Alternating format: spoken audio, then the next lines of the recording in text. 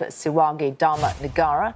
He's co-coordinator for the Indonesia Studies Programme at the ISEAS Yusof Ishak Institute and joins us live from Singapore. Dr. Siwage, as we mentioned, this is Mr. Widodo's last State of the Nation address before the elections. But he has another one before he finally leaves office in October. For this one, it doesn't really matter because constitutionally he cannot run for re-elections in any case. So he was light-hearted about who should take over, but he was adamant and less than light-hearted when it came to stressing the need for continuity and competence in whoever takes over next year. What was he so adamant about? Well, thank you. I think you're very right that President Jokowi is very relaxed and open during the speech of the State of the Nation address this morning. And we know that it is his last term budget speech.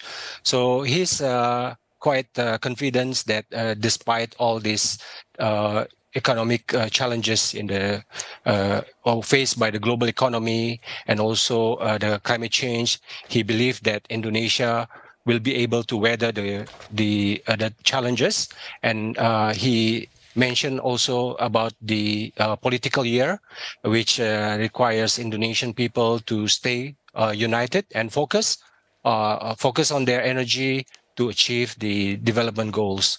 And yeah, I think he mentioned about the 2045 goal to bring Indonesia into a high-income country, and this requires all the political support and from the people. A very big part of this 2045 Golden Indonesia vision is a term that has become associated with the president, and that, of course, is downstreaming. So if I could try and explain, and you can correct me if I'm wrong, it's the expansion of policies to better process natural resources in Indonesia, moving beyond non-mineral products as well, and creating higher value products so that per capita GDP can jump from the current about $5,000 to about 25,000 by 2045.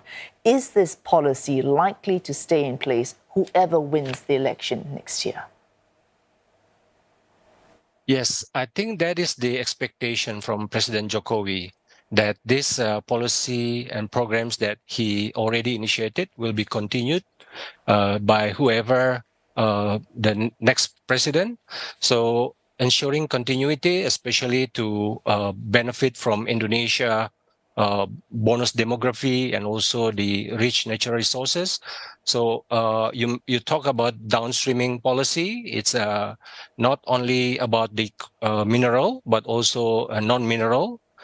President Jokowi wants Indonesia to increase the value added of its manufacturing industry, not only exporting the natural resources, but increase the added value. So yeah, I think he basically sent a signal that continuity will be the one that will be the one that he prefer, and also he expect that the next president will be the one that continue his policy.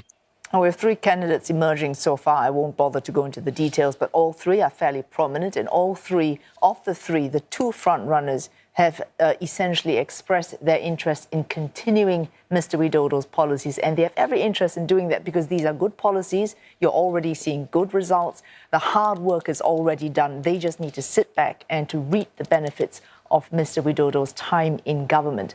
But when it comes to the relocation of the capital, Nusantara, now that will be more difficult. You've got SoftBank pulling out of investing last year, and no big, clear, explicit, concrete promises from any country or big private sector investment firms so far. Do you think these new candidates, whoever wins, is likely to stick to Mr. Widodo's plan for Nusantara? Yes, I think in his speech, he mentioned that the infrastructure project, including the Nusantara new capital city, will be continued. And the budget that he proposed for next year will include that development of Nusantara. So with that amount of investment, it will be difficult for future presidents to ignore this already state investment in Nusantara. So Jokowi would like to make sure that, again, whoever the next president will continue this long-term project.